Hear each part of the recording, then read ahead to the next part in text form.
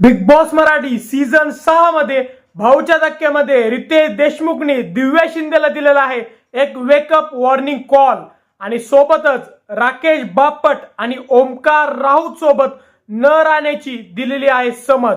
तर मित्रांनो, नेमकी रितेश देशमुखने अशी काय समज दिलेली आहे की दिव्या शिंदेला एक वेकअप कॉल भेटलेला आहे भाऊच्या धक्क्यामध्ये। या व्हिडिओमध्ये मी तुम्हाला सगळं सांगणार आहे। तर मित्रांनो, तुम्हाला माहिती की भाऊच्या धक्क्याची लाईव्ह शूटिंग आता सध्याला चालू आहे, म्हणजे आज आहे शुक्रवार, पण तरी पण आपल्याला एक दिवसानंतरचा दाखवतात।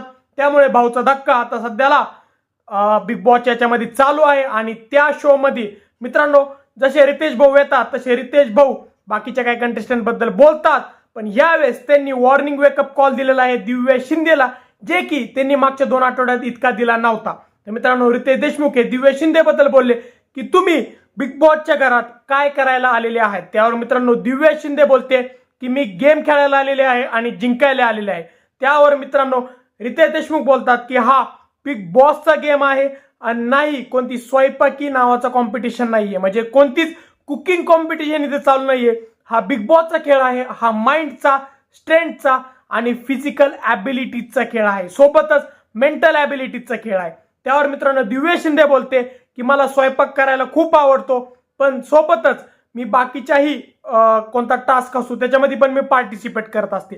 त्यावर मित्रांनो रितेश देशमुख बोलतात की दिव्या शिंदे जशी 100% आहे त्यापैकी आतापर्यंत फक्त 20%च खेळली आहे।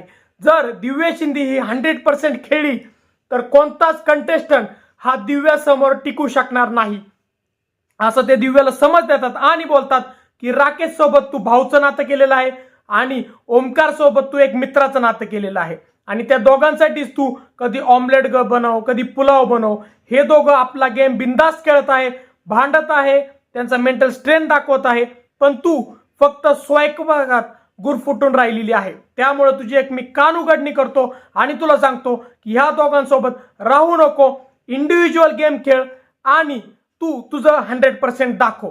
आणि त्यामुळे मित्रांनो रितेश देशमुखनी दिव्या शिंदे हिला स्वयंपाकी न राहण्याची सलाह दिलेली आहे। तर मित्रांनो, तुम्हाला काय वाटतं की भाऊच्या धक्क्यामध्ये रितेश भाऊनी जी कान उघडणी केलेली आहे दिव्या शिंदेची, त्यानंतर मित्रांनो दिव्या शिंदे ही ओपन होऊन म्हणजे एकदम बिंदासपणे खेळायला लागेल की राकेश आणि ओमकार मध्येच गुरफुटून राहील? तुम्हाला काय वाटतं आम्हाला कमेंट सेक्शन मध्ये सांगा। व जर तुम्हाला आमचा व्हिडिओ आवडला असेल व्हिडिओला लाईक आणि शेअर करा, व जर तुम्ही आमच्या चॅनल नवीन असल्यास चॅनलला सबस्क्राईब करा। धन्यवाद।